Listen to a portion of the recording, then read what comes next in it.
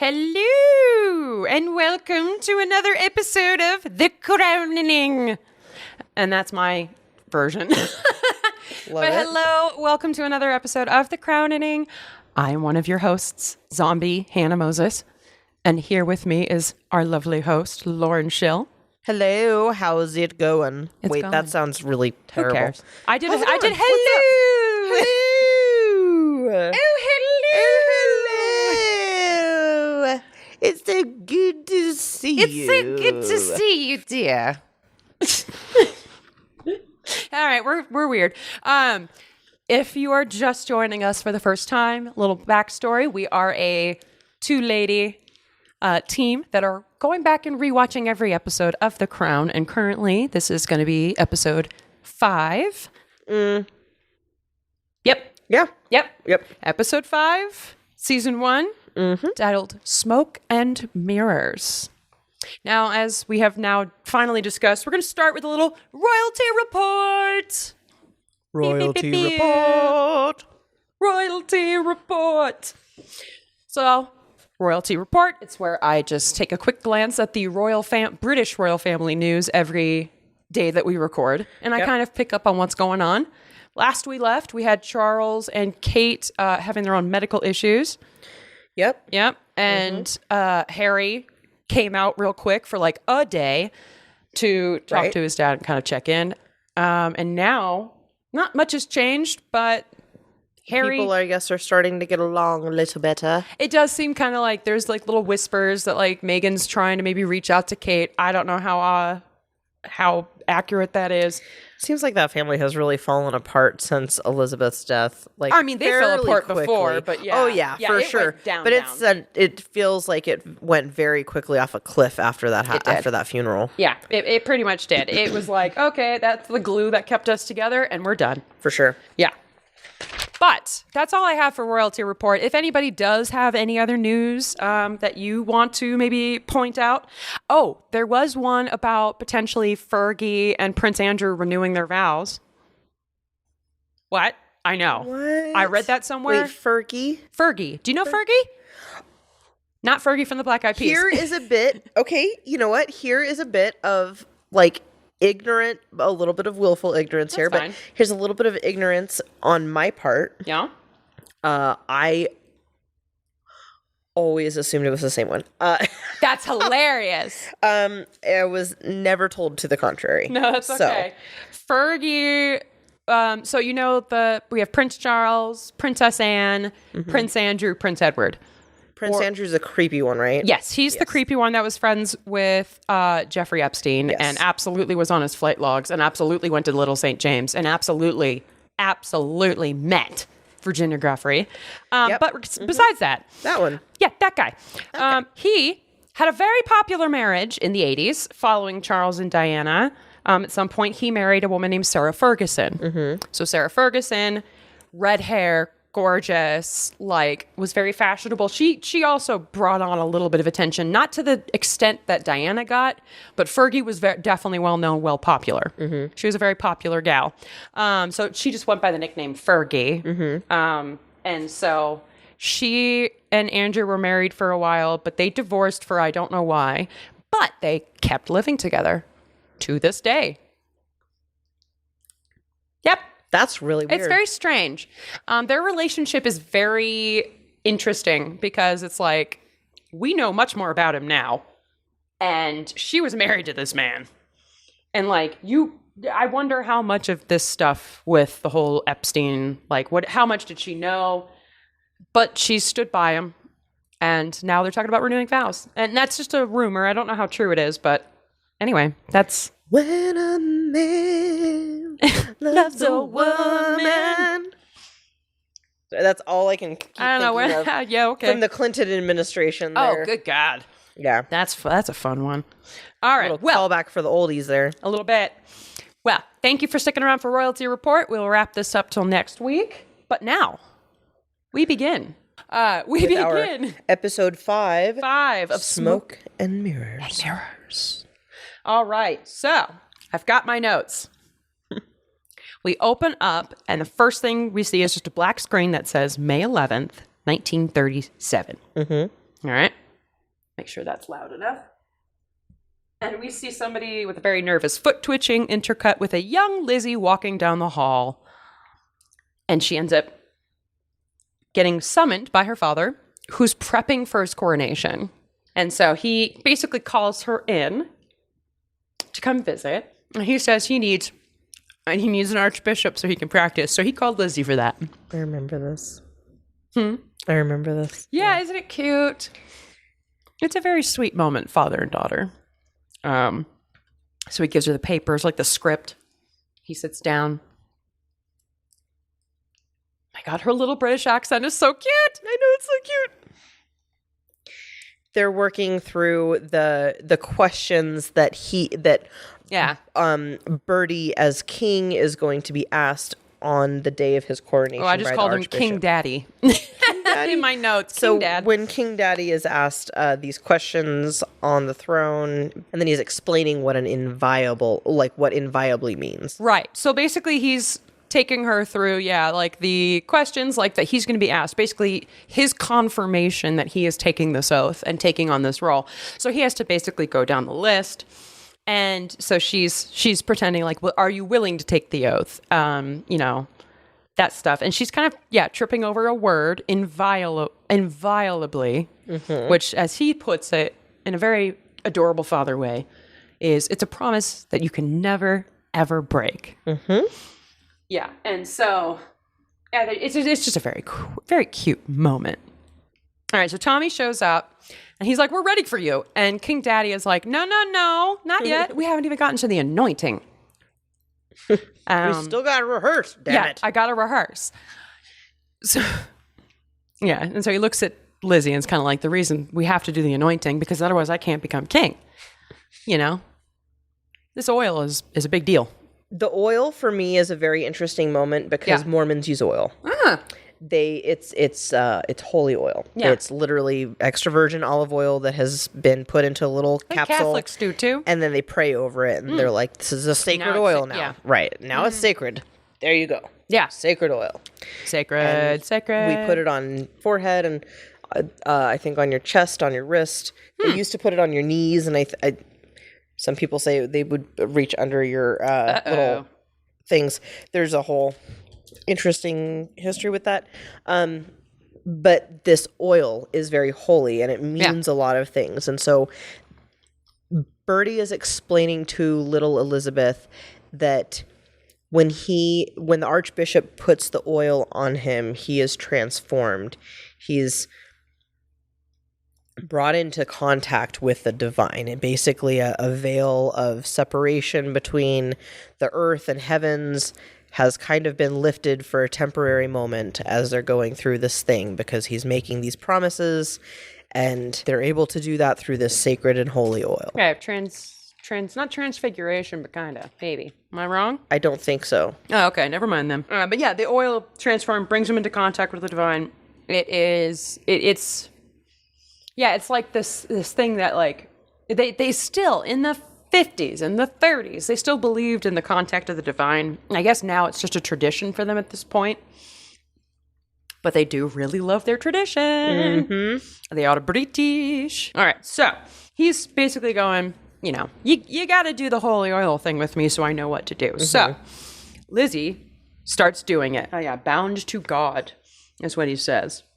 Oh, their relationship is so cute. He's basically saying the anointing is the most important part, so we better practice. Yeah, exactly. So she's going, be thy head, be thy breast, be thy hand. Thank you.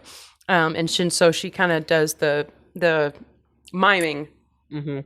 And their little father-daughter moment. Little father-daughter smile. They did a really good job of casting little Lizzie. They did. And I think they did a great job with the chemistry test between father and daughter characters here, because it is just beautiful. Well, and he's just an objectively good actor. Yes. And I feel like everyone that I've heard talk about him as an actor has said that he's really easy to get along with. Really? He's really easy to have those moments. I love hearing that. Yeah. All right. So this is something you'll hear a lot in my scripts. Cut to. So now we cut back to the 1950s. We're out of the 37s. or the 30s, I mean, just all those 37 years. But we're back in the 1950s, and now Lizzie is taking the crown, like the crown. It is the one we saw constructed in the intro every episode. And so she is grabbing the crown and trying it on, I guess getting ready for the ceremony. Well, she has to like walk with it, and she has to be able to exist with it for a little while. Yeah. And it's heavy, so you have to practice. Oh, sorry, we didn't cut to the 1950s. We did a little cut, to King Dad trying it on. But then later we will cut to Elizabeth. But it's a symbolic weight as well. And so a lot of monarchs, I'm told, have to practice with the crown. And this I always found interesting because right when he has the crown on his head, that's a regretful moment. Isn't that's so it sad? Oh, let me explain what we're talking about. The King Dad has the crown on, and he goes up to the mirror, and it is very telling because they brought a line in where he says, looking at his own reflection with the crown, "There's a sight I'd hoped I'd never see," because he was. Back to those first few episodes, he was never supposed to be in the direct line. Edward was king. He was going to get married at some point. He had to get coronated. He was so young. It was never a thought. And so it's almost like a little lesson for Elizabeth to kind of understand that things can shift very, very quickly based on one person's choices. It's interesting that that's how you see it, because I always saw it as this is not a position to be celebrated. Yeah. If it were something to be looked forward to, her dad would have said so. Right. But her dad has actively said he didn't want the crown. He never wanted to see himself in that position, which means that it's not something to be looked up to or look forward to. Oh, I didn't say he looked forward to it. Burden on which has been placed upon his head, and she's seeing that at a very young age. Right, and exactly that right there tells her that things can shift very quickly.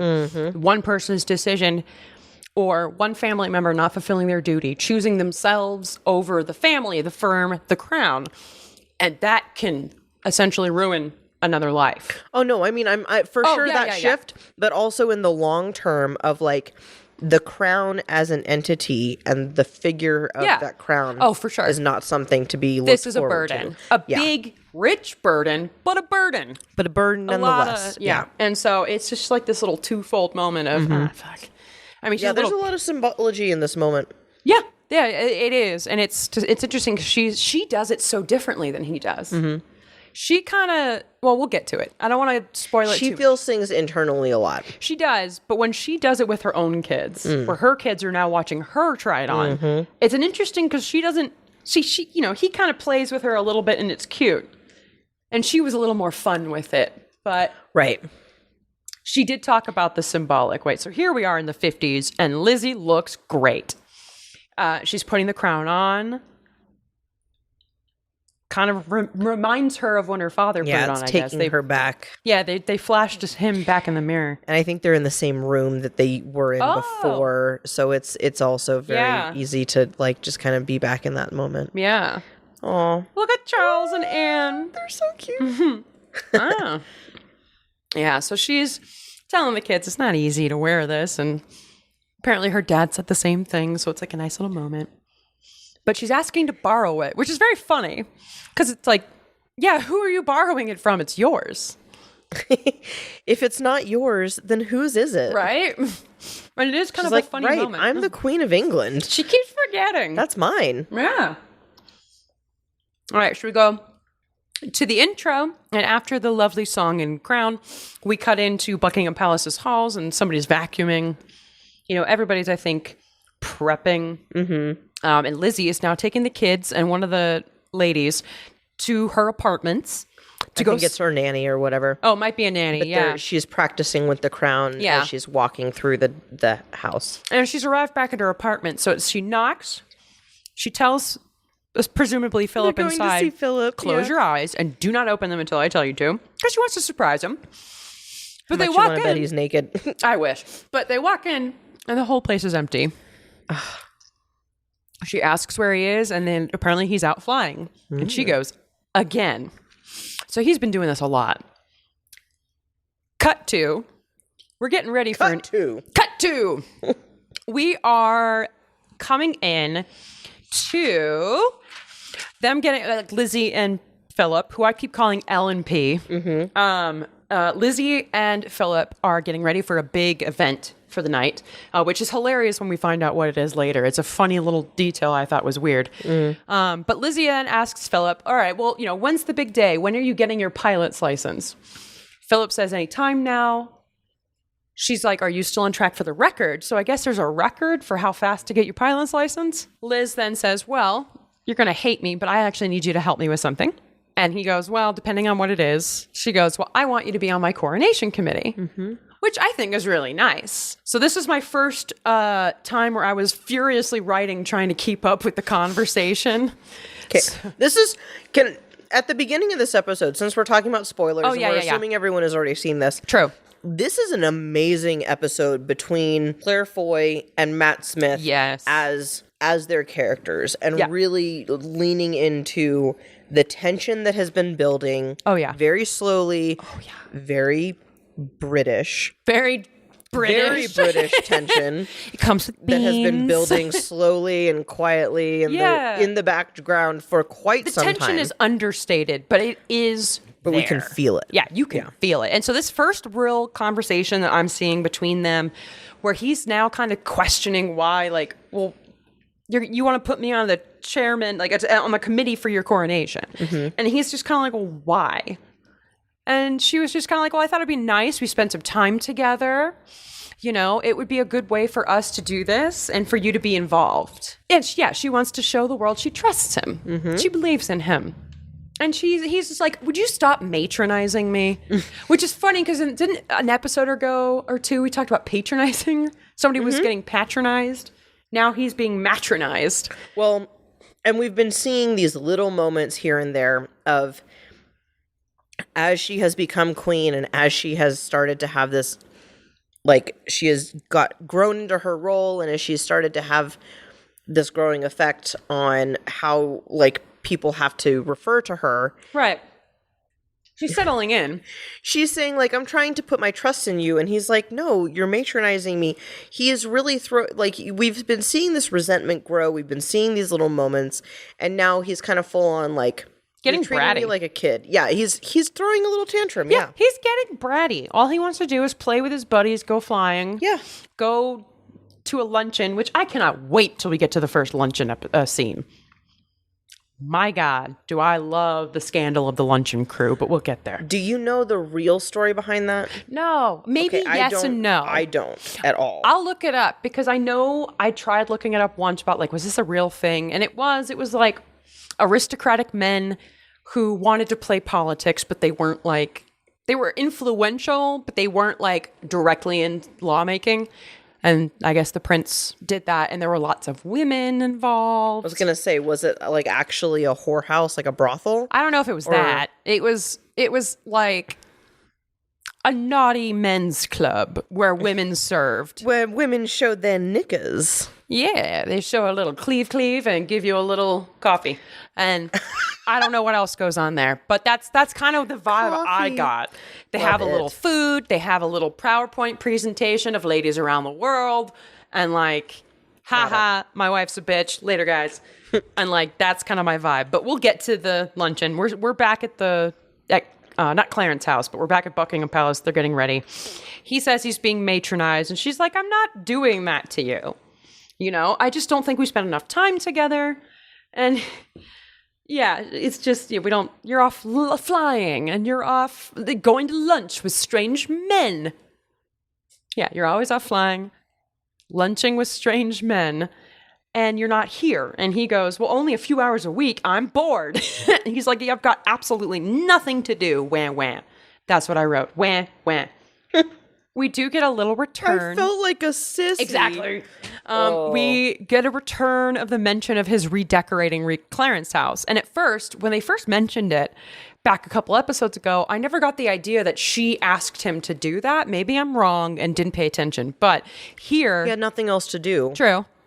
When he was living in England. Right. They wanted to be living in Malta. So it was like, while I'm here, I might as well redecorate this Like, we That's might what have I thought. But it sounds like she asked him to. Probably did, yeah. Which brings up, we're starting to see some seeds that we already kind of knew were there, but they're really starting to grow here, where now they're actually talking to each other about it. It's not just her mentioning it to her dad and him saying something on offhand. It's not this quiet undertone of tension that we're seeing anymore. We're starting to see the bubble over. It seems like Starting to see the conflict. I would say finally so. coming out. Yes. And Philip straight up says, basically, you wanted me to do Clarence's house. And she's like, well, you did that really well. And he goes, well, I felt like a sissy. I felt like a sissy. It's woman's work is basically what he's saying. He's just really starting to get antsy about the fact that he feels demasculine or emasculated. Thank you. I was going to say demasculinified. Fussing about curtain fabrics. He did not like fussing about curtain fabrics, guys. But they kind of leave this argument a little giggly. Like, they weren't really serious. It's a little flirtatious. It's a little flirtatious at the end. And so I don't know what to make of it. It's British, man. It's fucking British. It could be. It could just be that this is their way of just going like, oh, man, here's a random complaint I have. Oh, well, I have no idea. It's very cute, though. It's kind of like they're still a team. At this point, you can still see they're a team. Yeah, and I'm pretty good with that. But I can definitely tell you, Philip is insecure. But it seems to end well. Story of Philip's life. What it is written? I wrote that, yeah. That's cute. All right. Cut to, in limo on the way to the event. Philip now wants to know, well, what does the job entail? Because now he's thinking about it, and he feels like less of a sissy. But she's basically like, I want your perspective. I want people to know that I believe in you. I trust you. Inspire people. Lead them. Yeah, lead them. Serve as a figurehead. This is the quote, first quote. I have a few of these where I'm going to go, quote. This is from Philip right after Lizzie says, try to inspire them, lead them. This is what this job is. And he goes, they won't listen to me. The gray old men, the men with mustaches, they hate me. That's a great, right there. The men with mustaches. The men with mustaches do come up quite a bit. So they're arriving to the event. She reminds him before they get out of the limo, they don't hate you. God, she looks fucking Doesn't gorgeous. she look fabulous? Just absolutely fabulous. Another moment. Let's just stop. That crown. The crown. The tiara. The crown, the earrings, the necklace, the faux fur, shawl. maybe? No, that is a real ass Sorry, fur. what am I talking about? Yeah, you're right. You're right. The gown. Everything about her look. And it is very accurate to the actual event that she went to and the way that she dressed. Yes. It is. They fucking nailed it. And they nail it in every season that I've seen. I mean, like the black sheep sweater from Diana. Iconic. Classic. And they did it perfectly without totally replicating it. And it's very interesting. So a lot of the stuff they do is either almost completely spot on with just a few small changes to differentiate, or they're just dead on. And it's just stunning. And yeah, Claire looks chef's kiss. And then, And this is also a moment of like, even when we're supposed to be paying attention to the fact that Philip is complaining about shit and the fact that he feels like an irrelevance, we're also we're still seeing this. He's being told that he feels like an irrelevance. Yeah. And we're still distracted by her fucking dress. Yeah. She's always the center. He is irrelevant, actually. Which is interesting, if they did this intentionally, which I'm sure they did, the people who made the show. I mean, that is... the show's not about Philip, it's about her. Yeah, it's about her. And Philip, even in He's a sideline in his own life. In his own life, because that's just, that's what he signed up for without, I think, really 100% realizing that's what he signed up for.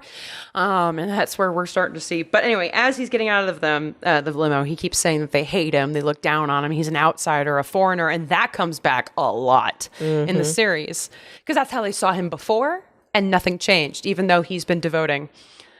So now we're inside the venue and we're at a comedy ballet. That's the question I have for you guys. I think that's so silly. It's a comedy ballet. I did not know they had those. But meanwhile, Philip's in the audience whispering to Lizzie, saying, look, I'm only going to do this. This chairman business. Total control. Exactly. Carte blanche. What a little bitch. Yes, and don't go mad. She's like, fine, but don't go crazy. Yeah, but don't go crazy. Don't go crazy. You can have it your way, but don't go crazy. It's her way of being, I know you. Don't do this. It's too important. It goes back 1,000. Yes, sacred thing. Yes. And so we still see this comedy ballet. It's weird. There's a beautiful ballerina just like twirling around, and there's all these set people, I think, like actors pretending to be set people, pretending to fuck up while she's on stage. It's a Nutcracker that is dance. music. It's the dance of the sugar plum. Bum, bum, bum, Yeah. bum, bum, bum, bum, But it's like cut with a laugh track. She's Yeah. well, it's not a laugh track, it's the people in the audience, but so the- it's you can see it's highly choreographed. She's moving through the stage in her little ballet thing, and there's a janitor that comes in and is getting in front of her with a ladder, and then behind her with a ladder, and then kind of twirling around her the way that she spins, and like gets her foot caught and shit. Like it's very cute. It's very silly. Everyone's laughing because it's like hijinks. It's ha ha ha! slapstick Stupid comedy and also absolute graceful dancing at the same time. I think that's a good point. The dichotomy of like bumbling idiot to graceful ballerina. Exactly. That's actually a really good point. I didn't think of that. All right, now from one of my favorite moments. OMG, it's time for Eddie. Oh my God, I Eddie. fucking love Eddie. I know. Okay, so Eddie, as you probably know, but just in case, it's Eddie's Edward, our little dramatic bitch. former king. King, who kind of has a little catty relationship with his family. Yeah. And a penchant for scandal. And drama. And drama. And his wife. And he got it from and his mama. Wife. He Let's loves just his say wife. it. He got that penchant for drama from his mama. We will see that in a moment with Miss Cookie. Okay? But Miss Cookie it's and her time mother-in-law. It's time for Eddie first.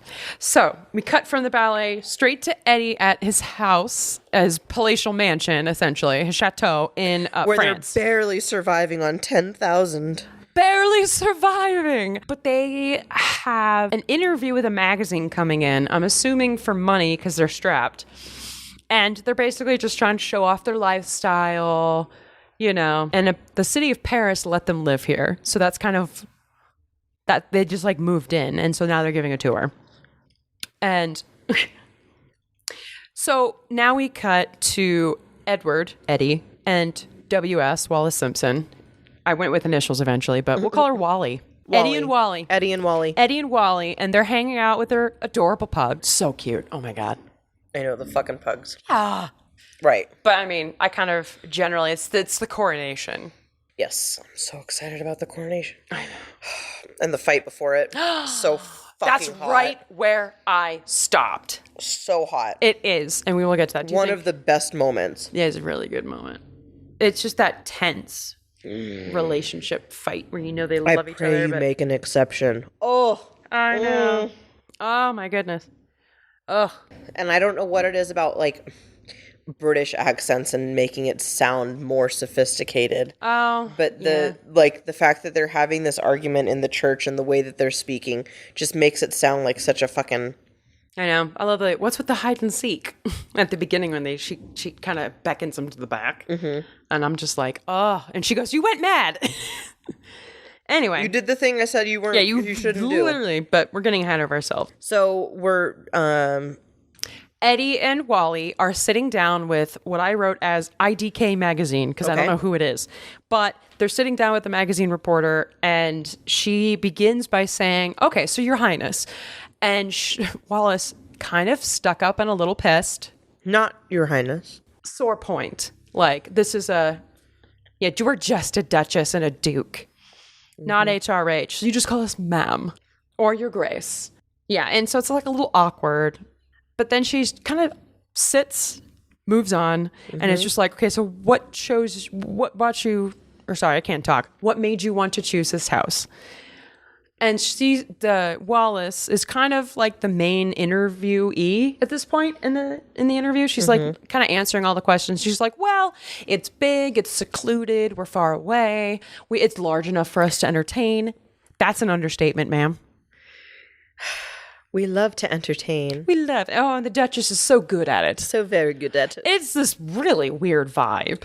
And the reporter seems kind of taken aback. Oh, not yet. She says, we need some entertaining tips.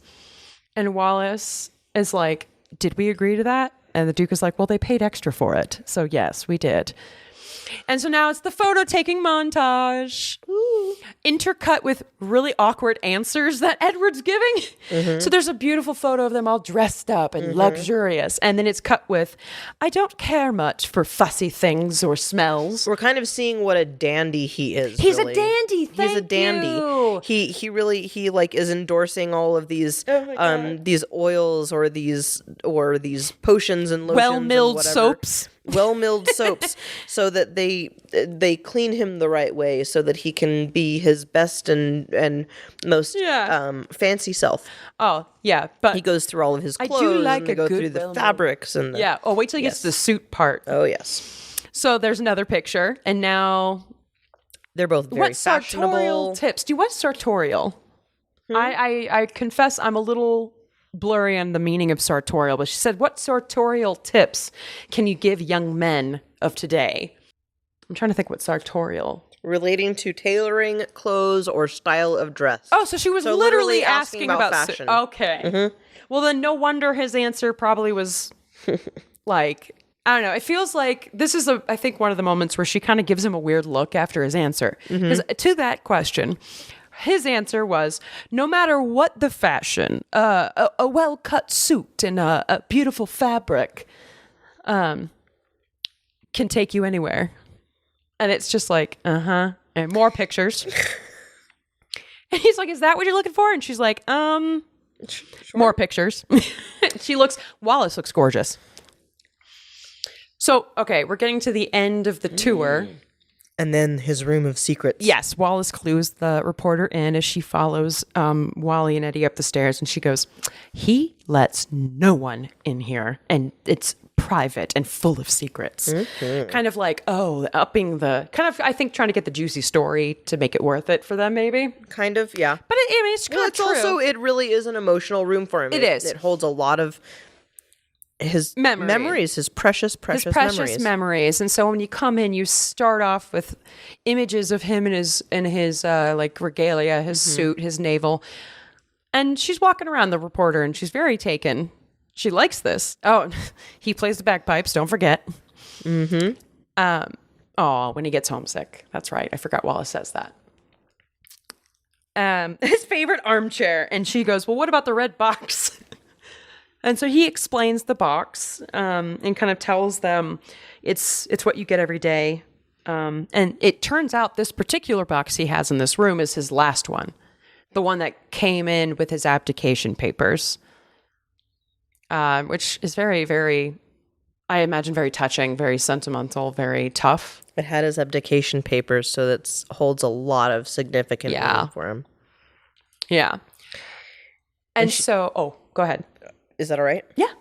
So the reporter asks, so why are there no pictures of you like in your crown, like in all of your regalia? And she's like, why did we never see no that? Crown. And he said, well, I never made it that far. Like you have to, because like we've seen with Elizabeth, when her father died, she became queen, but it took her time to actually get to the coronation. And we've just seen that with Charles. He's only been actual he's been a king officially for like about a year. But he was coronated like just a few months ago, right? That was May last year. Something like that. That's a few. That counts. Yeah. And so he's kind of telling her like, I never had a coronation. Wallace kind of moves some hair out of his face lovingly. Yeah. And so that's kind of the end of that scene. We kind of come in on Wally and Eddie kind of getting ready for bed. They're done with the day. And while Wally's in the bathroom getting ready, Eddie's like, I got a call from a man, John Ware, saying that, in his opinion, my mom is in her final days. Which we do kind of hear about in the last episode. Yeah. She goes... When they're playing the bagpipes outside, they said they're preparing for her funeral. Yeah. So she knew too. She knows she's dying. Yeah. And so basically, Eddie is kind of like, I know this is coming. Mm-hmm. I'm going to have to prepare to go over there. Mm-hmm. And so I'm trying to figure out who his sister is. I don't know who the sister of Bertie and Eddie is. I'm sure we'll see it later. Maybe. We'll find out. But She'll apparently... probably make a show. She might make an appearance. But regardless, the point is that he knows he has to go over there. Mm-hmm. And Wally comes out going, with me? You're coming with me? And he's like, probably not. It's probably best we don't. Yeah. It doesn't seem like... Let's not you're make not waves at welcome. this point, I'm barely basically. welcome. Like, he's barely welcome in the country. Oh, yeah. And even if his mother dies... Oh, God. And then he goes, well, let's hope she does die. Yeah, he doesn't want to go over twice, I guess.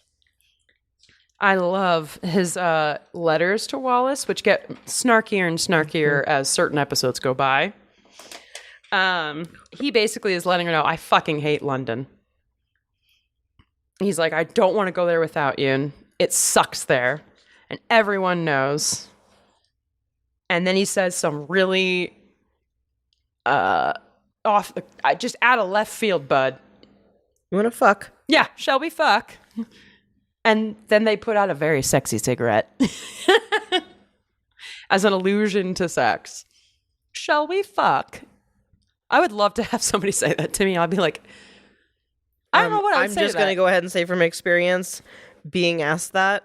Not fun? Like kind of out of nowhere. No. What? By a partner? Super hot. Oh, really?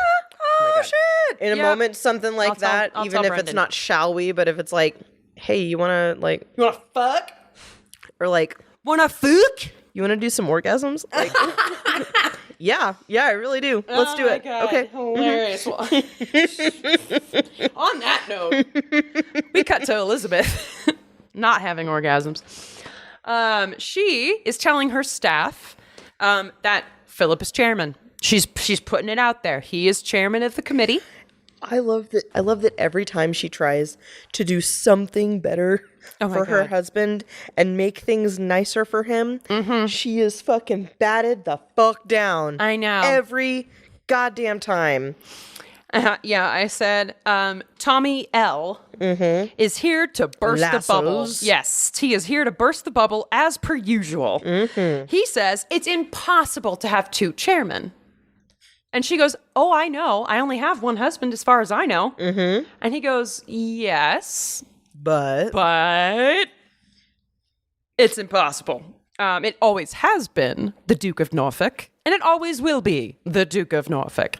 This Duke of Norfolk will be the 16th to do this, and it will be done. And she's like, sure, but no. And this is where I wrote, Tommy L is the stick in the mud. He is the stick. Mumsy, Cookie, appears to agree. Mumsy! Yes. Mumsy. She asks, quote unquote, Lizzie to give Philip some other job. And Liz is like what? And he's like, well, you could do the photographer. He could arrange the photographer. And Elle's like, no. He wants the chairmanship. He wants full autonomy. That is what I want too. That's what we're going to do. Bing, bang, boom, done. Like a queen. I'm the queen. This is what I'm going to say. This is what we're doing. Yeah. She goes, I have, and my decision stands. And Cookie's like, why don't we just like hang on? Let's just sleep on this. it. Let's just sleep on it. Let's revisit this and double back. In 20 minutes when Tommy and I have a chance to talk. Let's come back. Let's circle back. No. Ridiculous. So, we love Lizzie. Go, girl. But Cookie? But also, why are you putting your foot down for this? This is so fucking dumb. Lizzie girl. I mean... Lizzie girl.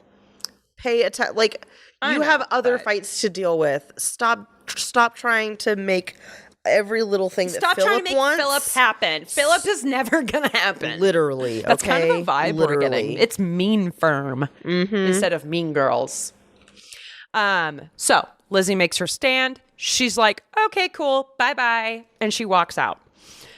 So we see the room, we focus in on Cookie, and Tommy's right behind her over her shoulder. And as soon as Lizzie's gone, we get a nice little shot of Cookie and Tommy chatting and kind of scheming. I said plodding through the halls. Oh my God. They're plodding through the halls. They are plodding through the halls. You're right. They're plodding through the halls. Tommy's a stick in the mud. I'll work it. But this, they think Lizzie is too young.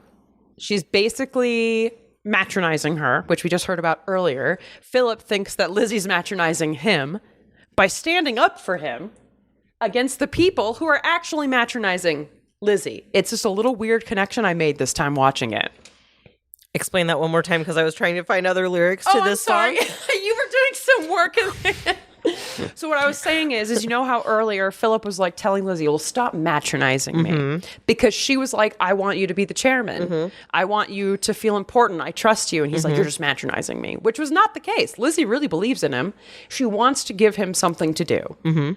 So he takes it as a woman trying to help him. Oh, well, she's just matronizing me. But here, Lizzie's own mom is legitimately matronizing her with Tommy by saying that they think she's too young. They're saying that Bernard is the Duke of Norfolk that was supposed to do it, and they say he does Fury so well. And, yeah, so I just find it very interesting. Yeah. Ooh, I will tell you. Well, literally what I just said, which battles to fight. Yeah, exactly. Which battles to fight and which not. They just don't trust her. And so my favorite quote of the episode Same from Cookie. as always, Tommy. Exactly what I tell you. He's like, well, what should I do? And yeah, she's what like, do you want me to do? Same as always. It literally makes me think of Pinky. Yeah. The Pinky and the brain. What are we going to do today? Brain. The same thing we all do every day. Pinky. Bernie. Try to take over the world. Yeah. Well, so, yes, after Cookie makes it very clear who's in charge of this relationship, which Tommy seems to smile and giggle at that, which I guess maybe is because he knows his job. As per fucking usual, we're going to do the subterfuge the fuck out of this situation. I know. To get our way. Right. They're going to try to manipulate, and because, literally, remember, she was just always. Recently the actual queen. Exactly. So I think she's not letting go of her power just yet. They have a long-standing relationship of manipulating positions to getting whatever outcome it is that they want. True. So they just think it's another Tuesday and they're just going to do it. I don't know about that. So now we're going to be moving on because Tommy Lascelles is now going to speak. He tells Cookie that he's going to speak to the Archbishop of Canterbury, which I started calling the ABFC, and about the Duke of Windsor, basically saying, look, we got to do something about that, because she's Cookie saying to Tommy, we got to talk to the Archbishop about that other thing. And he's like, oh, yes, I will be talking to him about the Duke of Windsor, which is Eddie. So about basically his allowance. They're up to something because they know Eddie's on his way. I think they got word that he's coming. And so they're like, well, fuck, we don't want him here. We got to figure out. Well, when basically they're kind of preparing, because literally the queen is going to die any moment. Oh, like Queen M. Queen Mary. Queen Mary. I just started calling her Queen M because this is Cookie, and then we've got the Queen, or Lizzie. This is also Queen Elizabeth, right? I think we established that. Yes. Elizabeth Bowles, Lion. Yeah. So Queen Mary is on her deathbed. Yes. Queen M. And so she's literally like, she's going to go anytime now. So they know that Edward's return is impending because he needs to be there with her in her final days and definitely for the funeral right after. And he's going to be asking for these allowances. Yeah, they know that he's going to want to restructure now that she's gone. And what does that inheritance look like? Because she's got her own little fortune to deal with. Yeah. To be settled. Exactly. So they've got, Tommy and Cookie are up to a lot right now. So we leave them to their plans. We let them do their thing. What? Are you okay? It's Tommy. What did I say? Cookie. That was bad. We say it's Pippin and the choo. Oh, that's cute. Choo. That's that we sing that little song all the time. That's actually pretty cute for the dogs. That's adorable, though. And one's short and one's tall. For any folks at home, where Lauren thinks it's absolutely comical that Cookie is shorter than Tommy. God, I'm sorry. That's fine. I love Pinky and the Brain. I think it's such a funny show. It was and a time. Now that you've got me thinking along that one little line. I know. I cannot unsee it. Yes, exactly. Oh my They are the God. masterminds of fuckery. Anyway, Yes. all right. Yes, I keep think going. we have enough of them scheming. We're gonna now cut to Eddie arrives. Woo! Drama. Woo! All right, so now he arrives. He gets out of his car coming up. I do find Cookie very fascinating. Sorry, there we go. Now we've got Eddie arriving in his beautiful car. I think a Rolls Royce. And he gets out and he basically has put out a quick statement saying, look, I came back to visit my mother who's made a great recovery, much improvement, which is a lie. He got word that she was doing horribly, that she was in her final days. Which is interesting that he lies to the public. But then again, they're doing that, which is right now with Charles and Kate. They could be lessening the severity to the public. Can I also take a moment and get a little bit meta about it? Please do. Just the filmography of this, the cinematography of this show is really beautiful. Yes. As he's riding in, you see little shots of his face in the car, and it's freeze frames just for a second, and you're like, maybe something is wrong with my computer, maybe it froze, but it's not. It's about it's intentionally frozen just in time, just for a moment, to make it look like it's because there's somebody a flash took a picture, and then it looks like the photo that was taken for just a second, and it's just really beautiful. They stretch certain moments in time and then they pause certain moments in time, and just the way that they tell this story is very beautiful. Yeah, the cinematography visually. And editing is like top notch. Incredible editing, extremely good, which to me makes up for a lot of the seasons that people say aren't as good. Because I don't even notice. I just think it's stunning. Absolutely stunning. Even when the writing is shit, I'm like, visual feast. Oh, it's a visual. It's so beautiful. Oil painting. The story itself is, every shot is just. Yeah. Even the shot that we paused on right here, where if you want to see what we're talking about, Edward is lighting 2 cigarettes, one for himself and one for his ailing mother, Queen Mary, who is sitting right beside him on her deathbed. Here's what I wrote about that. Now he's smoking next to Queen M in her bed, hands her a ciggy, while he narrates letter to... Did you write ugh? Yes. Nice. It's in parentheses. Oh, okay. Ugh. Ugh. I love it. And he's at this time also narrating a pretty hateful letter. Like just a letter to Wallace Simpson as he's kind of spending these last few days. Yeah, the footage is interspersed with him spending time with his mom, and Wallace how he's interpreting his time there to Wallace. Yeah.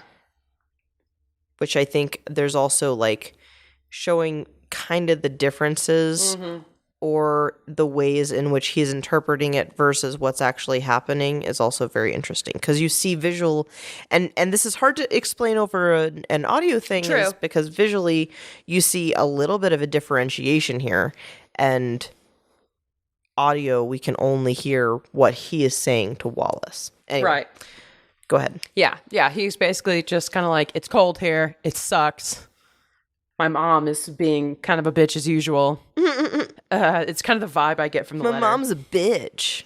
Yeah, he calls it, my dearest darling one. London is awful and hellish and full as my smug, stinking relatives as ever. That is harsh. So he's like, he goes and sees her every afternoon, his mother, smokes a ciggy with her, because that helps.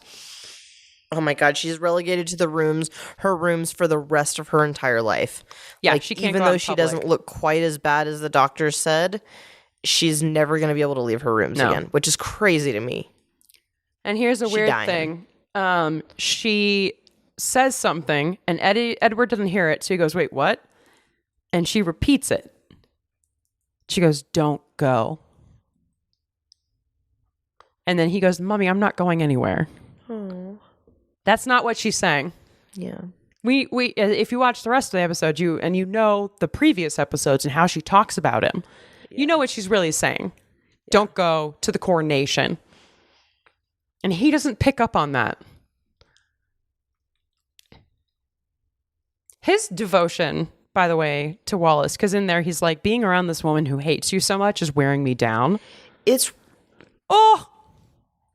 is really hard. Yeah. That is a really hard place to be. Yeah. So as he's writing this letter, he's getting a notification that he's getting called to meet up with the Archbishop of Canterbury. And so Edward's like, well, have him come here. We'll do all this stuff. And he goes, no. They suggested that you go to them. To Lambeth. Yeah, Lambeth Palace.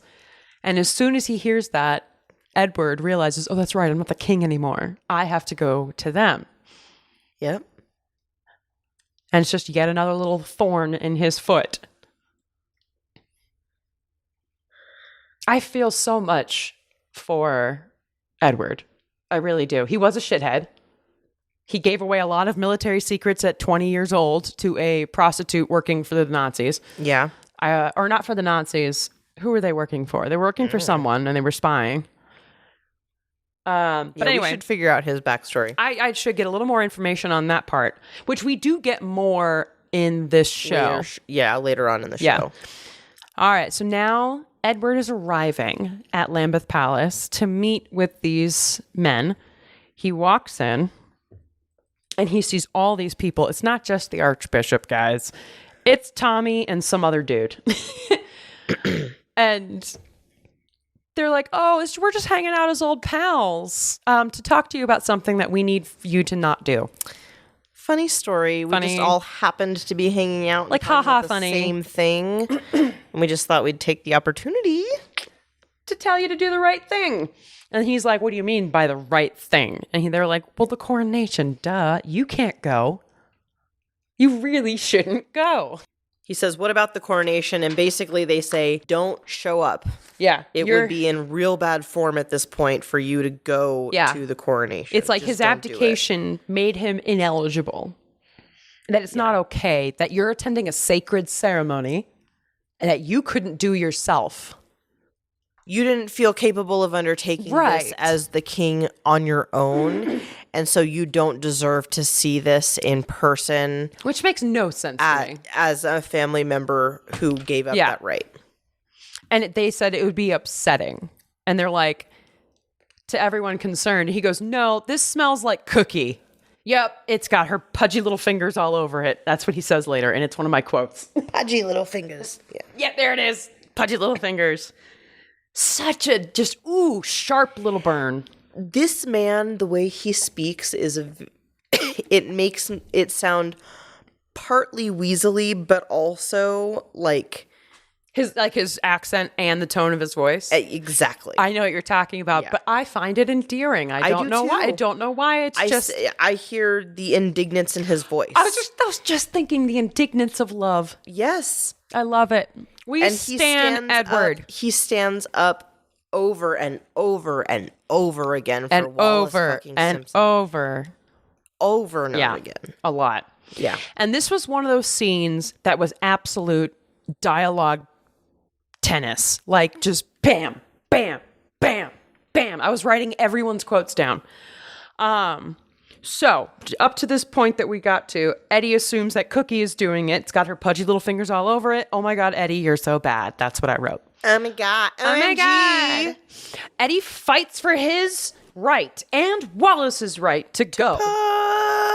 And that's what I had in mind when I was writing it. Thank you for understanding my brain.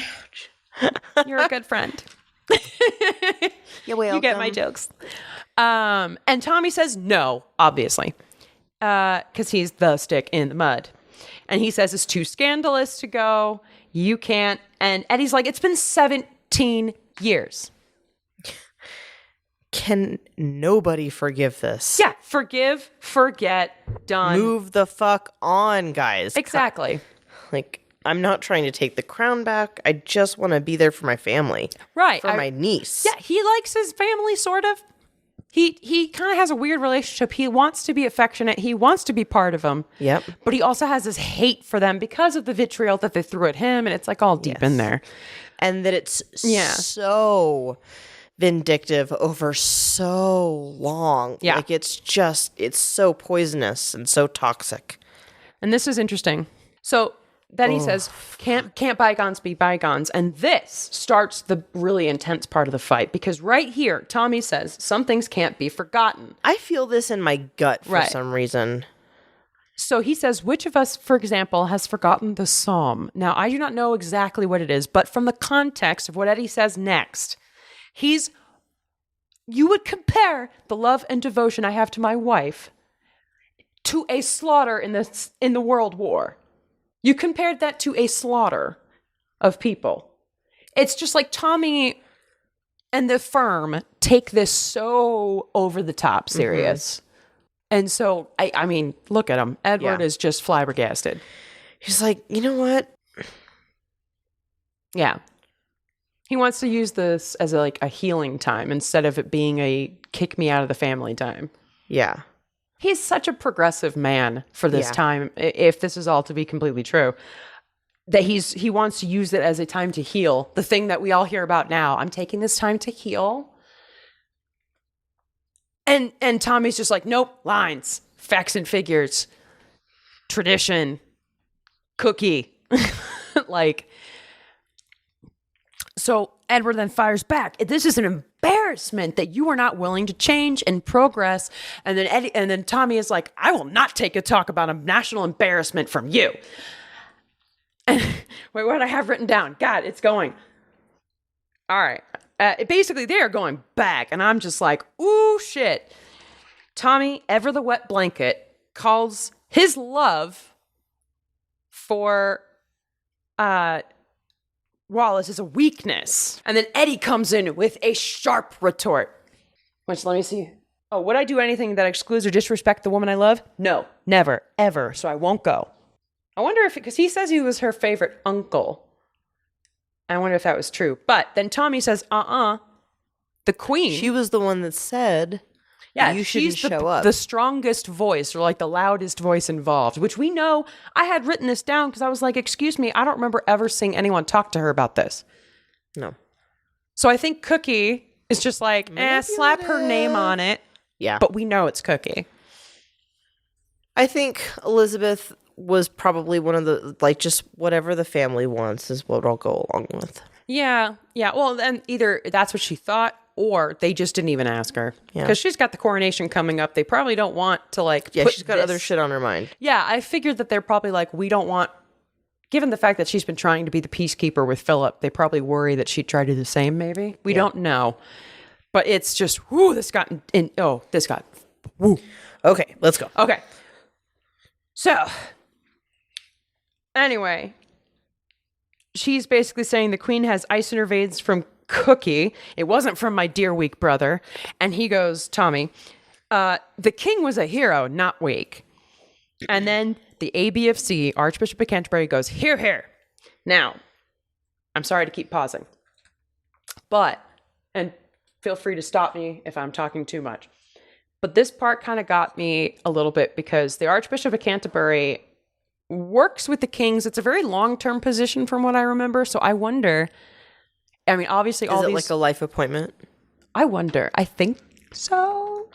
I can't be for certain. Or until you retire from being... Something like that, I think. Whatever. But he obviously worked with the previous king. And he had obviously worked with Edward when he was king for that year and a half or whatever. Yeah. And so I'm assuming during that time, the Archbishop of Canterbury was talking him up. Mm-hmm. And, he hasn't really, I think, been around these guys for quite a while. And now all of a sudden, he basically is calling the Archbishop of Canterbury a fair weather friend. Basically saying, now that I'm not king anymore, and I'm a man who's been put down, now you can be really bold and talk outwardly against me to my face, but you haven't done this previously. Right. That's what I think is going on. But regardless, he called him, what a scold. Of Christian charity, how very scant you are. You old lang swine. Oh, this hit so good with his words. So good. Oh, and he just stutters in anger, the bishop. And then Eddie just keeps going. Your perfidious predecessor had made a poem and basically talking shit about Okay. somebody. So pause it. All right, pausing. I'm going to explain this. Please do. So when he was explaining when Edward abdicated the throne, the archbishop's predecessor, the previous Archbishop of Canterbury, Okay. had like been kind of over the whole process. Right. And at that time, there was a very famous rhyme that kind of went out among the people or whatever that was about the Archbishop of Canterbury then. Okay. And so what he just recited was that poem. And he said, that went out when my abdication happened for your predecessor, but it really applies to you now. here. Okay, thank you for clearing, because I was like, I know it had something to do with them having a previous relationship. Yes. Something to do with the predecessor and like the archbishop being fake. Mm-hmm. So, okay. They did a great job. Yeah, he's very much calling him like a hypocrite and a swine. And Yeah. Yeah, you literally are not virtuous enough for your role, sir. Yeah. Which I just went snaps for Eddie. Almost no holy man ever is. No.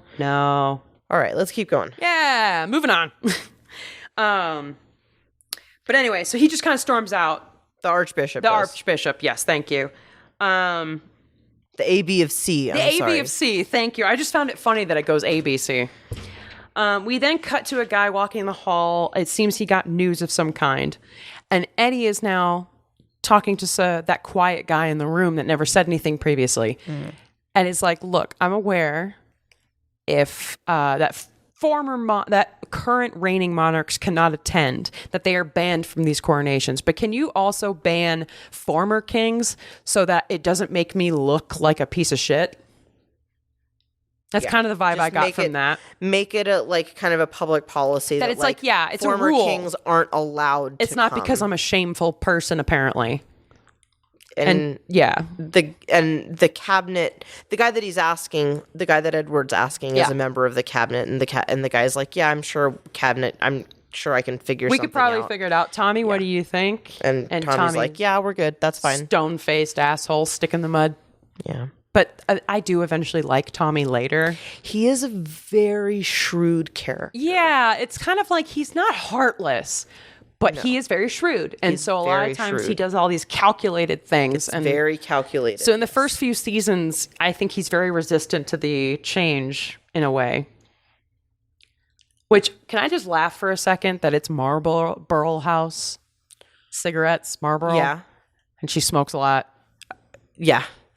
I wrote Which I love. Marble House, lol, cause ciggies. Oh, not the time, but also I don't care. Okay, funny. She's dead. She did. Anyway, so Archbishop ABFC comes in, tells them that we got a call from Marble House where the Queen is. She died. Is like either dead or she's dead. I couldn't remember if it was her final moments or if she was dead. So yeah, she is gone. And we get another letter from Eddie to Wallace letting her know my mom has died. She's gone. I guess she had hemorrhaging that contributed to her death. And that she was doped up by her doctors to make sure she didn't feel any suffering. He's like kind of trying to figure out, am I sad? Am I like... I'm still angry at her for how she treated me. He's having very complicated feelings about his mom. Yeah, they had a very complicated relationship. Very. And he's like, to be honest, I got mixed feelings. Yeah. Basically. Yeah, I got some real mixed feelings. Some good and some bad. Yeah. There's a lot here. He is kind of like, all right. Oh, I forgot he calls her Shirley Temple. He then goes on to say that the family started going through her effects, kind of marking things that they want. Which I think is, I believe is like a tradition at those palaces. I think like there's certain people that are allowed to come in at certain times and they can mark like different paintings or whatever that they want to take to their palaces. True. I don't know if that is written in stone, but I feel like that is something that just happens kind of on the regular.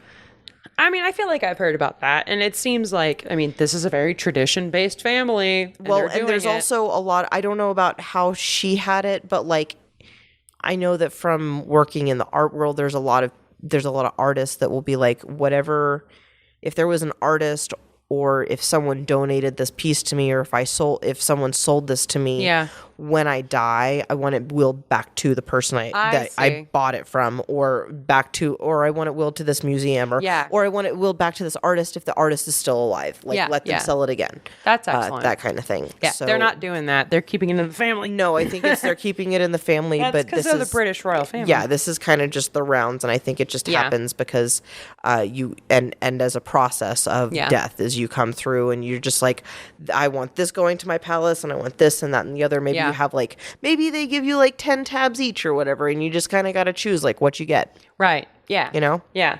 And it seems like during this time, Eddie's also trying to, like, I think, sweeten up to the family. You can kind of see, right? He's trying to ingratiate himself. But he's also then writing really trying their horrible nicknames in a letter to Wally. I mean, those are his private letters to her, but also they were like, public. But he didn't know that.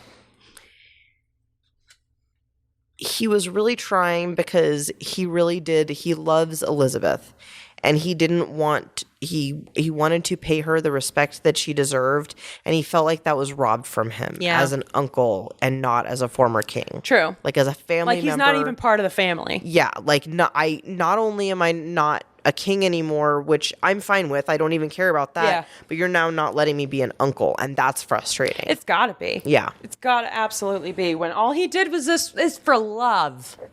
And they would not let him love who he wants to love, which, as we see throughout this entire show, is just a continual It is a plague. Huge theme of this entire show. Is like the restrictions, the issue of love versus this fucking title or individuality, and the what is it? What do they call it? The firm versus the heart. The firm versus the human. Yeah, actually, even literally, more. Yeah, very much so. Firm versus mental health. The firm versus the firm versus humanity. The firm versus divorcees. Yeah, very, very big. Yeah, the firm versus a black woman now. The firm versus is literally just we can just say could do an entire series called The Firm Versus, but we won't right now. So yes, we're back to pillaging of Queen M's things. So Queen M's stuff is going over. He called them the jackals descending. So you can really see how he feels about the family. He calls them a vile, tawdry rabble, desiccated bunch of hyenas. My God, he's ruthless. They basically disowned him when he left for the person he loved. I get it. Oh my God, she's fabulous. Look at her. Look at that fucking outfit. God, I want a man to love me this much. Or just a partner to love me this much. We'll get there. But anyway, so he's telling her, you should be here by right. Mm-hmm. And now we fast forward to the funeral. Cut to the funeral of Queen M. So they are... The Archbishop of Canterbury is giving his traditional speech. She's the daughter of this king and queen or whatever. She had British strength. She just was the symbol of frugality and not modernity, but affection, respect. I mean, she also was kind of a bitch. So I don't know how this all goes. But Philip is now whispering to Elizabeth, saying, look, all these old men, none of them see that things are modern now. So he's also pointing out that, like, there is no individuality between the way that they treated your father's funeral and the way they're now treating your grandmother's funeral.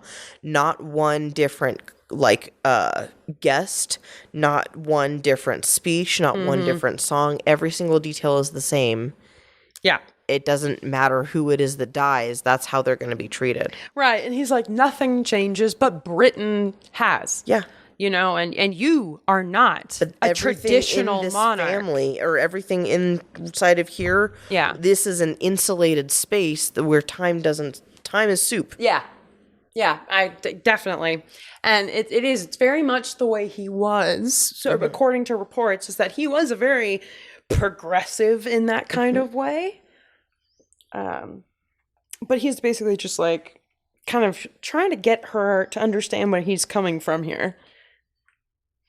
And the public is locked outside. It's kind of pointing out that like the public doesn't know shit about this stuff.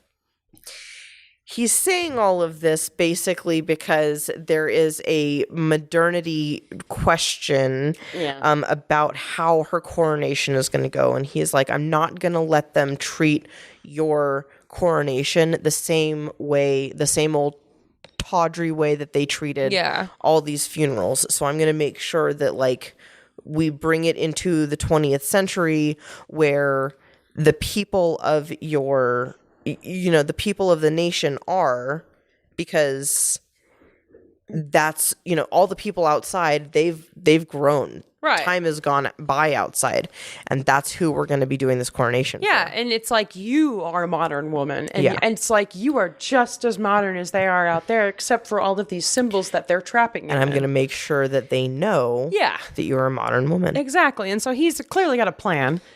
He's practicing now in his private chambers, looking hot, disheveled hair, love.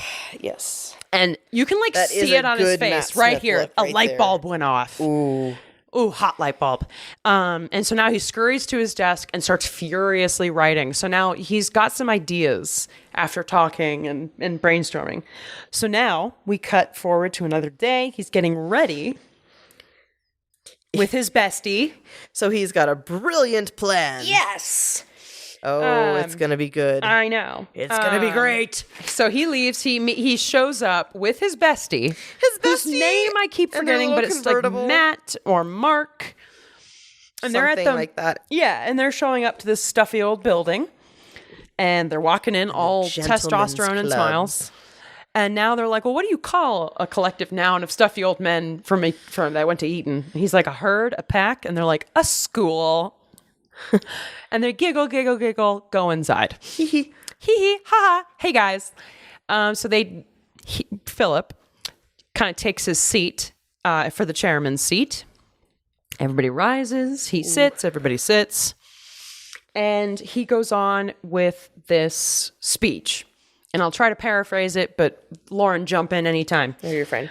He basically is just kind of like, I'm excited to be here. Thank you. I'm glad to be part of this. This is great.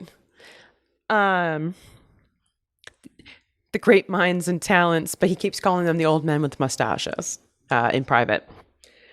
But he wants to make the best coronation for his wife. Mm-hmm. He wants to make sure that it is respectful. Mm-hmm. He knows that, what did I write down? He announces to old men that he's glad to be there, must make the coronation the best. It's on the world stage. We need to put our best foot forward. Mm-hmm. And he goes, our second nature, like our general instinct is to look to the past, to kind of get inspiration. Right. How was it done before? How did people do it previously? And he's saying, I don't think with what's going on outside, like how it's so different now. Britain today is not the Britain of past coronations. Exactly. And he's like, we need to look forward to the future. And so he's basically trying to make this big flowery speech. But I agree with a lot of what he says, personally, if I were in there. Thoughts? But basically, he's saying because the coronation is not the coronation that we had 17 years ago, we have to treat it in a different way. The technology is different. And so we have to treat the world differently. Yeah. And we've got to give the coronation in a modern way because it's a modern Britain that she represents. Yeah. Like there are so many technological and developments, things to be proud of. Which brings me to my next point. Yes, it does. Which brings me to my next point. And then they get to the church. And he gets over to the Abbey. Not really a smash cut, but as British a smash cut as we'll ever get. Yeah. And now you see these old men arguing, shaking their jowls, grumbling about it being it's an abomination. An abomination. Thank you to televise an abomination. It. And he's like, well, how close are they going to get? What are they going to see? What parts are televised? They're very concerned. And he's like, no, it'll be discreet. It'll be respectful. We'll keep it at a distance. We won't get too close. Yeah. And we will try to treat this with the greatest sensitivity and the greatest respect. Because this is happening inside of a church. Remember what Queen Mary said. Yeah. She has her coronation, an archbishop does it instead of an officer of the law. And it's in a church, not in a state building. Yes. However, Philip does say, I have had one or two broader thoughts about the service itself. And they leave pisses pissed. people off. Yeah. The old men and their jowls pick up and leave. Thank you. Exactly. If that walk had a noise, that would be it. Yeah. And now we have one of those ministers going to Churchill. All right, pause it. Pausing. A young couple are playing marital games with one of the most cherished parts of our history. I wrote that right in here. They are playing marital games. And they're basically saying that she didn't do this of her own volition. She did it because she's a woman trying to please her husband. Well, she's asking for things on the one hand, and he's asking for things on the other hand. And he's basically, they think that by her giving her okay, that means that she knows what he's been planning. And they're pissed about that. They're like, fuck off. I wrote, old man, no stash, is upset, saying to Churchy, no mustache. No stash. We can both see what's going on here. He believes that Philip and Lizzie are playing marital games with a solemnly held divine tradition. He thinks it's too much. Victoria would never. Because he said they're queen, which makes me wonder if they had Queen Victoria in their time, or are they talking about Queen Mary? Let's keep playing. Keep and then playing. I can tell Okay. you. Yeah. See if you can. Oh, this line. I'm like, excuse me? How? Why? What? What does virile have to do with anything?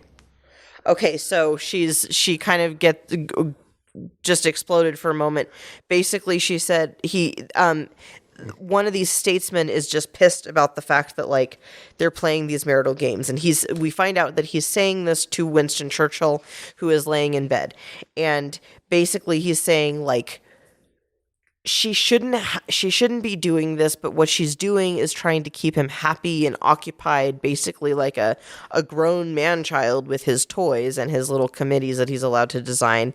And virile is the very last thing that he says. Yeah. Which was where Hannah paused. I was just like, excuse me? This is just so weird. But now that I'm hearing it out loud again, I'm wondering, is he saying so that he's happy so that he will continue to sleep with her, maybe get more children?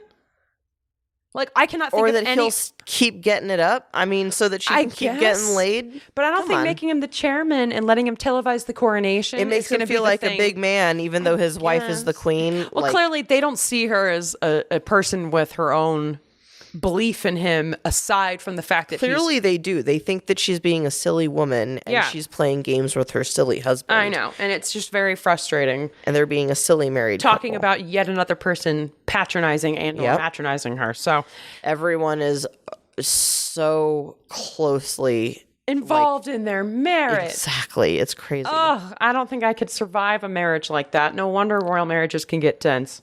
All right, let's keep. All right, keeping it up. We're almost there. So Churchill's like, okay, well, what else did he say? Like, what else did he propose? And so we cut to Winston's next meeting with Lizzie, their weekly chats. And immediately Lizzie goes, please tell me this isn't about my husband. Which is like, uh-oh, she knows. She has that look on she does. Too. She's worried, like, uh-oh, why'd you call this? It's almost exasperated. Very. Because he pauses. Yeah, he just like pauses, takes his glasses off, and she goes, I told him not to go mad. And Churchill kind of dances around it. Oh, we don't think he's crazy. We don't think he went mad.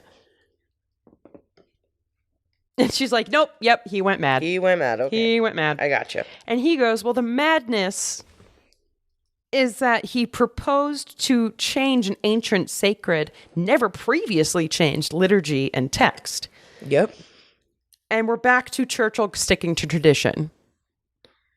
He's like, if it were just one or two things, it would be fine. Yeah. And if it were just a business thing, it would be fine. But this is a, like... This is a sacred, like... religious process, and he is trying to make this less sacred and less special.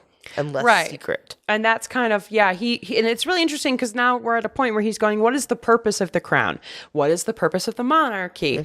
Is it supposed to bend to the will of the people?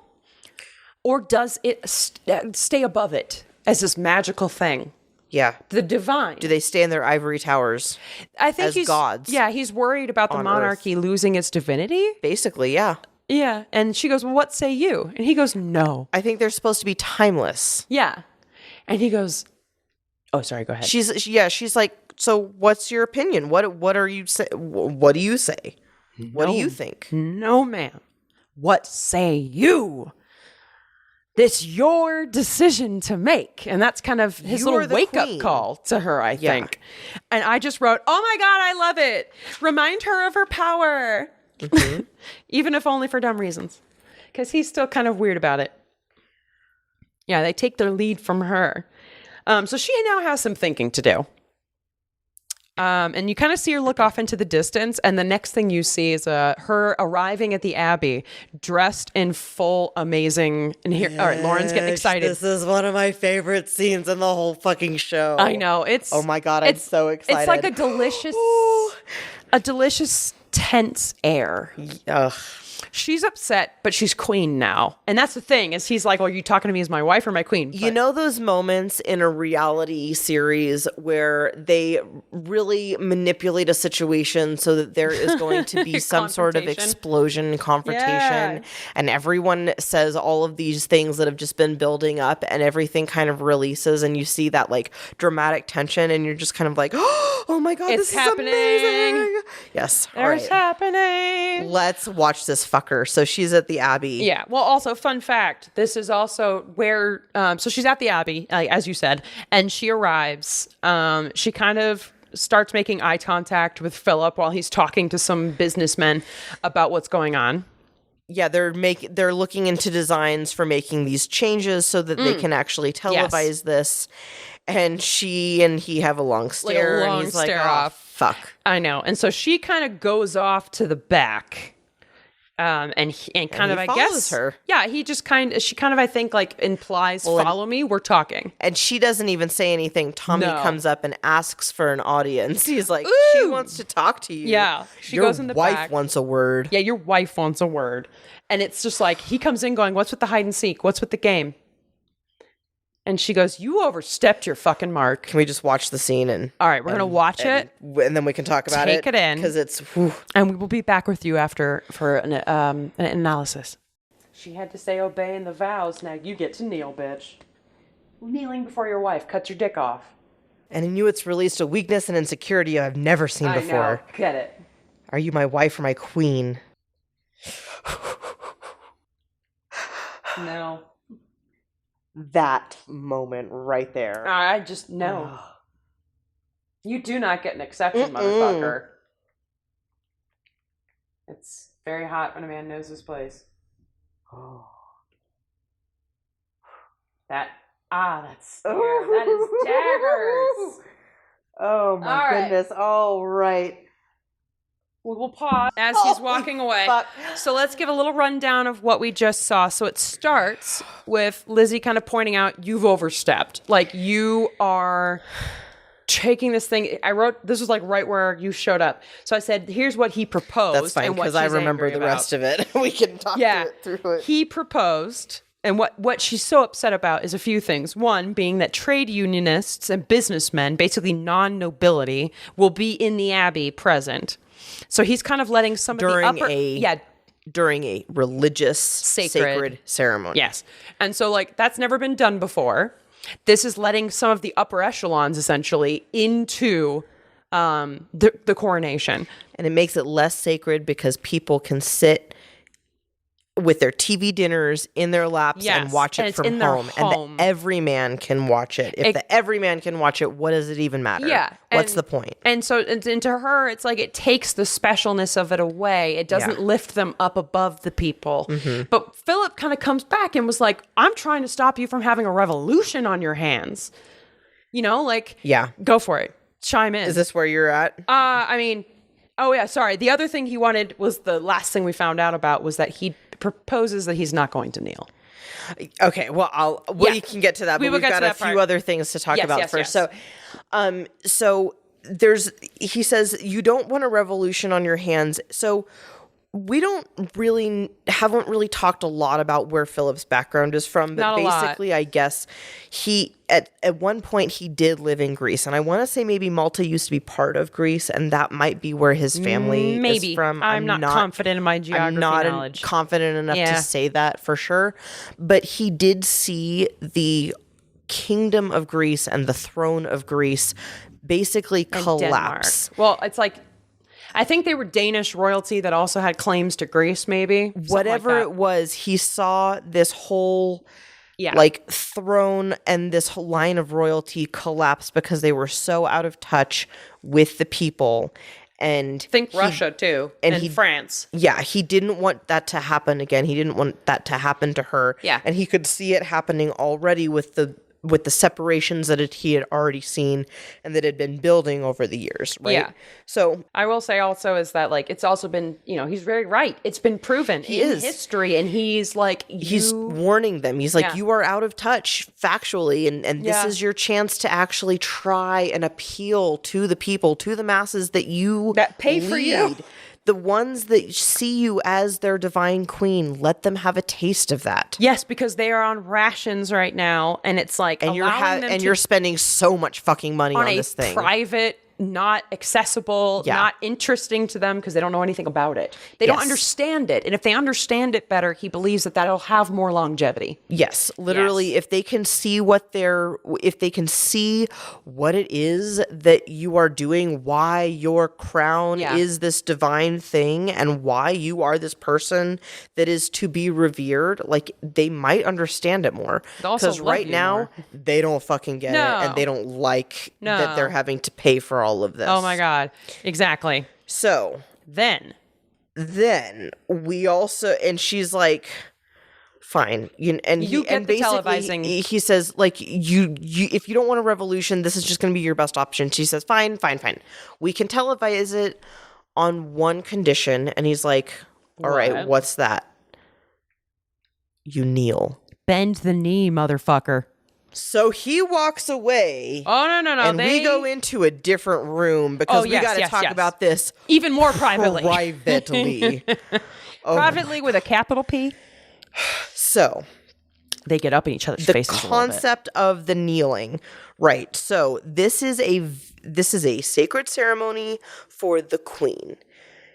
There is a reason that when she is crowned the queen, he is not crowned the king. Yeah. He is can't be above Prince Philip. Yeah, Prince Consort, but he doesn't get his prince title yet. Yeah, but that's what I'm saying is if it's a queen, it is a queen. Yeah, that's top. There's a reason that when you are the queen, it is a queen and a prince. Yeah. If it is a king, it's a king and a queen. Right.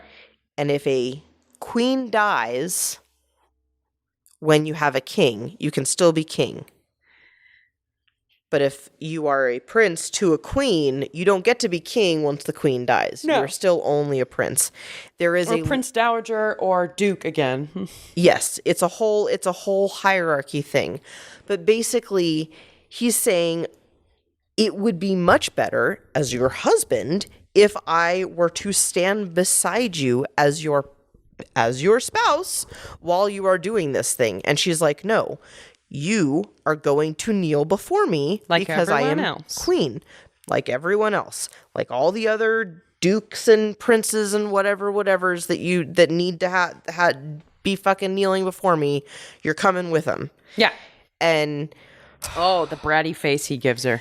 It is so intense, dagger eyes, fucking hot.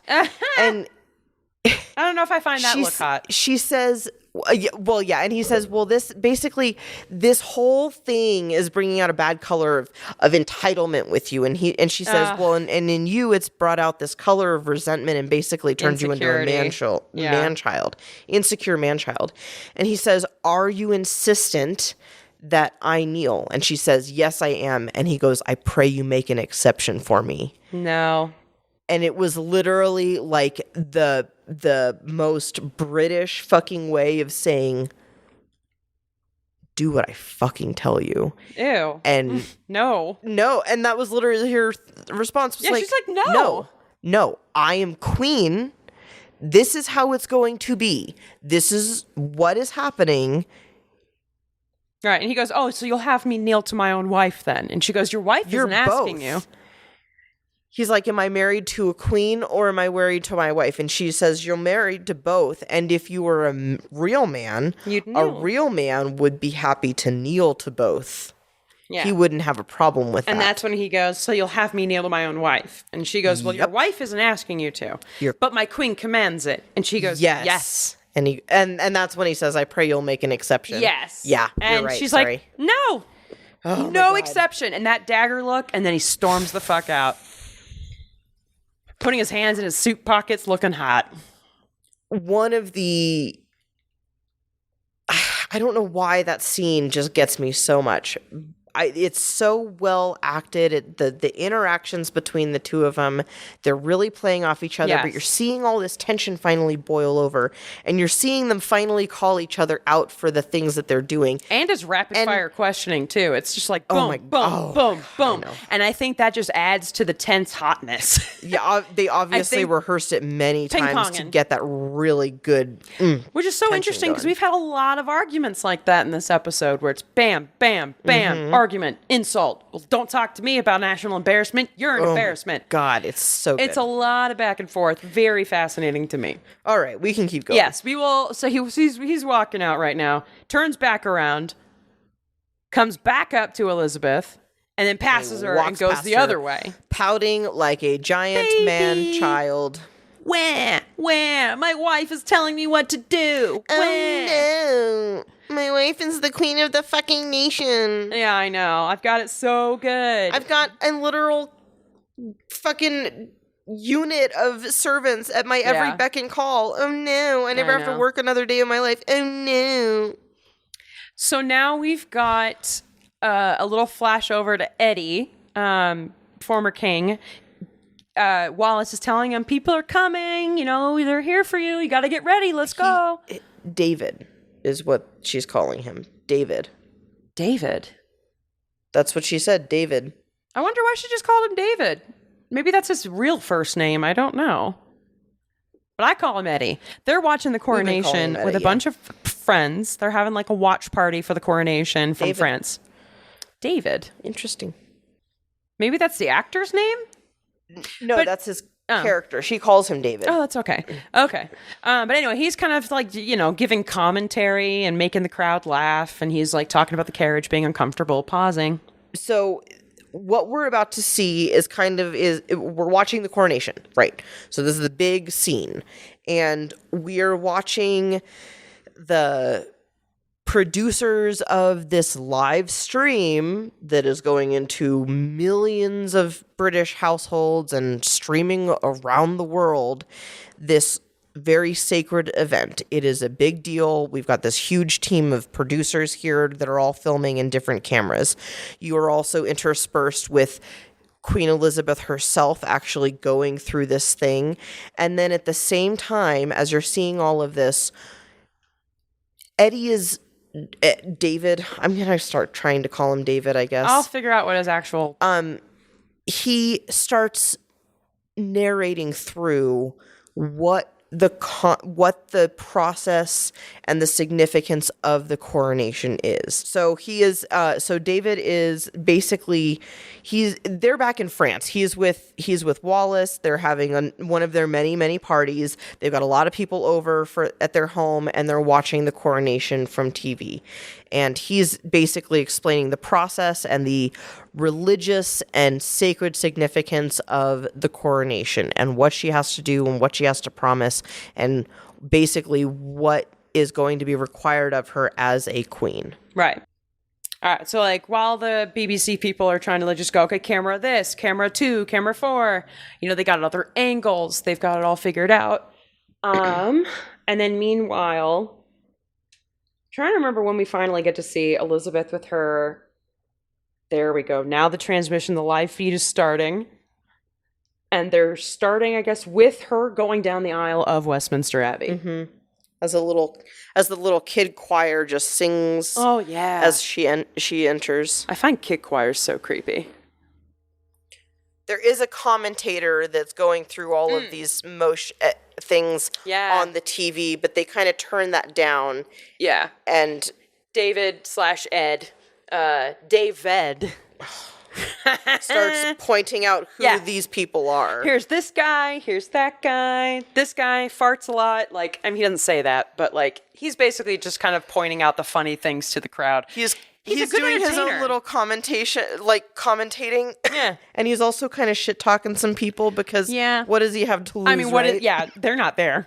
Yeah. But he's very funny in that way, is that he's very much an entertainer.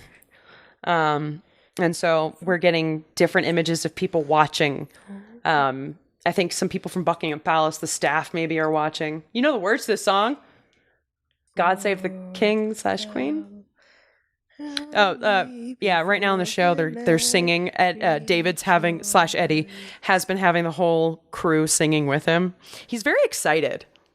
I think he's very excited. His national pride is coming out. It is. It's very much... He's so sweet. Yeah, he used to be the king. The end of this episode. Yeah. Oh, we'll get there. So we're like closing in on the BBC's broadcasting channels with the broadcasters. They're taping people coming in. But what they're talking about is Elizabeth is walking down this aisle and there's a canopy that goes over her. Will you pause this for just a second? Yes. This is very important. Very. So she's coming in, she's all dressed up, and they have this little canopy that kind of goes over her. It's like a little what is it? Like not an awning? A portable gazebo? If anyone's ever been to a cookout and you've got those little tent things that kind of come up and they've got those poles and you kind of stake them down, or like if you've ever been to like an outdoor, market or whatever, they've got those little tents. I don't know what to call them. Pergolas? No. Kind of, but basically it's that, but portable. So they have these little poles and it's just they call it a canopy. So they're holding it over her and they march her down the aisle, and she is going to sit on the throne, and basically the canopy is to shield her from God's view. From the people's view. Yeah, so it's only her, the Archbishop, and God. I think so, yeah. So it's kept low over her face. Nobody sees her face. We just see her dress as she's walking down. And then very significantly, the camera cuts away to just the stained glass window in the Abbey. And David is about to explain the significance of this because he prepped for it. Yeah, if you wanna we can start play it. He'll explain it. He kind of is like telling them, like, if somebody goes, "Where'd she go?" and he's like, "Well, this is the most so now we come to the anointing, the most sacred, the single most holy, most solemn, most sacred moment of the entire service." Yeah, so they're shielding it from view because this is the part where the divine comes in. I love how he says this. Somebody goes, "Why don't we get to see it?" And then he says, "Because we are mortals." And it's amazing. I love that line. We are mortals. As an ex-Mormon, as someone who went through the temple a number of times and have done a number of anointings, this kind of process really resonates with me in different ways. Oh, wow. Maybe it is better that you explain then, because I feel like you have extra context. I don't. All right, so we're focusing in on Elizabeth as she is under the canopy, and we see we mortals are actually seeing. Yeah, we're the mortals that get to see. She's being asked these questions that she rehearsed with her father so many years ago. Is Her Majesty willing to take the oath? I am. Will you maintain and preserve? And the Archbishop pauses and he falters because he forgets what he wants to say. A, B, F, C, man. And Elizabeth remembers that one word from so long ago. Inviolably, I will. It's a proud moment. Oh, and we got finally we got like a tiny little snippet of Vanessa Kirby as Margaret, by the way. Stunning. Everyone looks so proud. I love Vanessa Kirby. So we see a little drip of the holy oil going into this little dish that the ABFC, the Canterbury Archbishop, has. And he is now about to anoint her, starting Be thy hands anointed with holy oil. Starting with her hands. He goes now to be thy breast anointed with holy oil. And he kind of drops the oil and it slides down her shirt and it's a little awkward. They giggle. Does a little cross pattern. And now we go to her head. Be thy head anointed with holy oil. It's a very beautiful moment, shot extremely gorgeous. Just stunning, as always. You're going to hear it every episode. They do really pronounce the sacred nature of the process of this anointing. Yes, they almost shoot it like there's no one else in the room. Mm-hmm. Everything behind. Well, there's not supposed to be. This is supposed to be just between her, God, and the ABFC. Yeah. Zadok the priest. Who is Zadok the priest? It's an Old Testament. From the Old Testament. Old Testament. So, she is now anointed, blessed, and consecrated queen as kings, prophets, and somebody else anointed before her. All right, so he finishes up his speech, says amen. She says amen. And now she is part divine by this transformation of the oil. And the archbishop gives her a knowing look. She just kind of stares off queenly. And so we also cut into David/Eddie kind of saying it's a big pomp and circumstance of like orbs and scepters and gold. It's an unfathomable web. Can we go back? Yes, I love that line. I'd really like to be able to quote that. So David says, oils and oaths, orbs and scepters, symbol upon symbol. Yeah. An unfathomable web of arcane mystery and liturgy. Yeah. He's very poetic. Yeah. Blowing so many lines, no clergyman or historian or lawyer could ever untangle any of it. Wow. It's perfectly sane. Who wants transparency when you can have magic? That's absolutely true. True. Who wants prose when you can have poetry? Pull away the veil and what are you left with? A goddess. An ordinary young woman of modest ability and little imagination. Ouch. God, what a great uncle he is. But you wrap her up like this, you anoint her with oil. Presto, you got a goddess. Mm-hmm. And then the crown goes on, and we have the crownening of crownings. Yep, we have the Ave Maria. What's this song? Zadok the priest. Oh, this is Zadok the priest is the song. Okay, I am Ave Maria. So different, I bet. But anyway, so Philip is looking a little uncomfortable. He's putting his crown on. He knows what he's got to do next. Every noble puts their regalia headgear their on. Little crowns on, It's like a weird put your 3D glasses on moment, but with crowns. And now she's got her big old crown and her scepters. And then we got God Save the Queen. God save the Queen.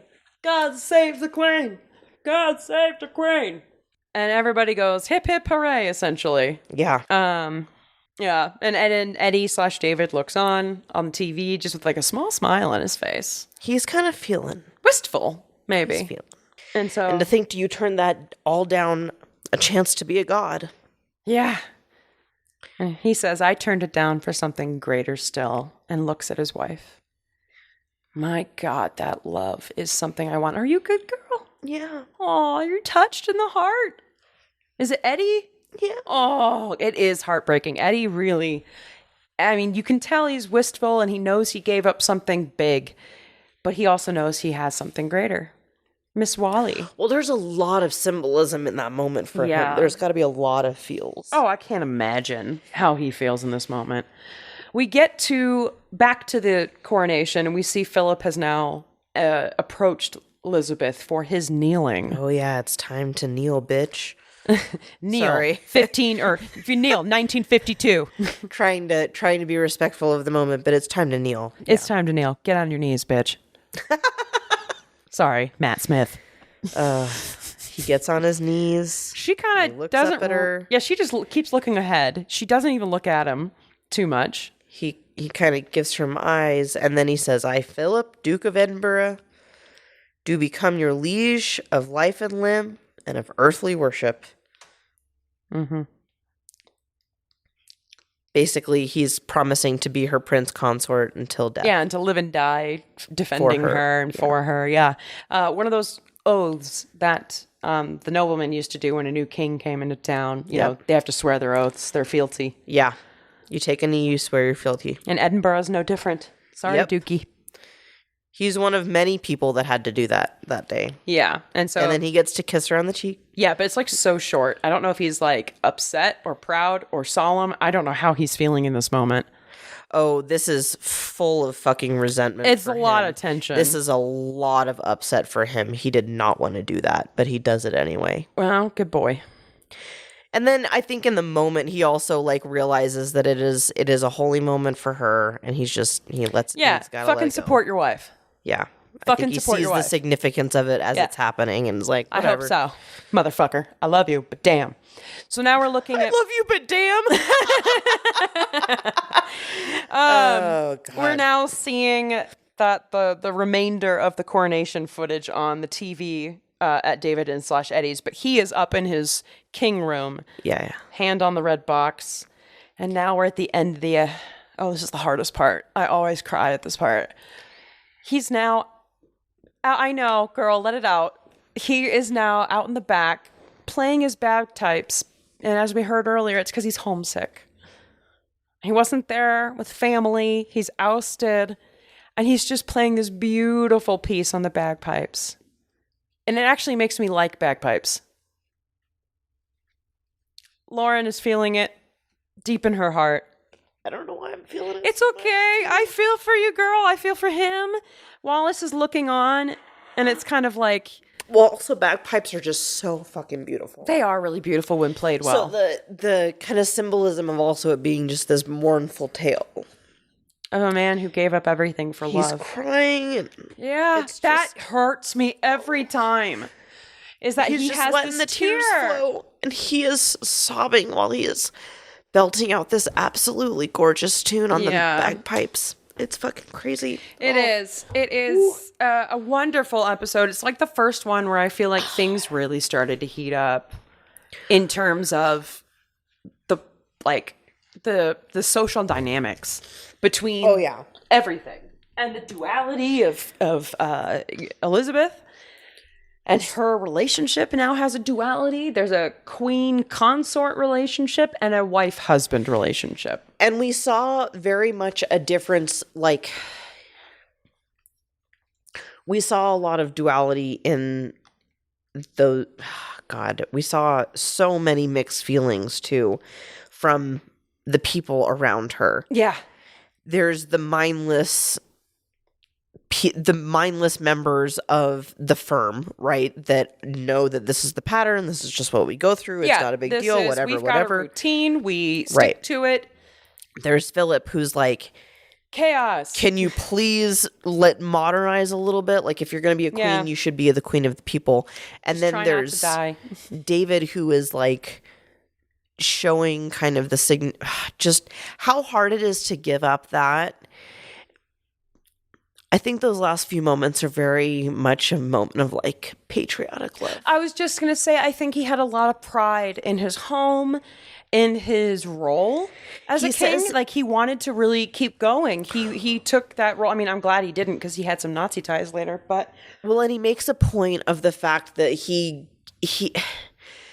gave up the title and he renounced his citizenship for love, and he wrote letter after letter that said it was just such a loveless place and he never missed it and blah, blah, blah, blah, blah. Cold, and he made a really big point of the fact that he didn't miss that land, but that one day for that one very sacred thing.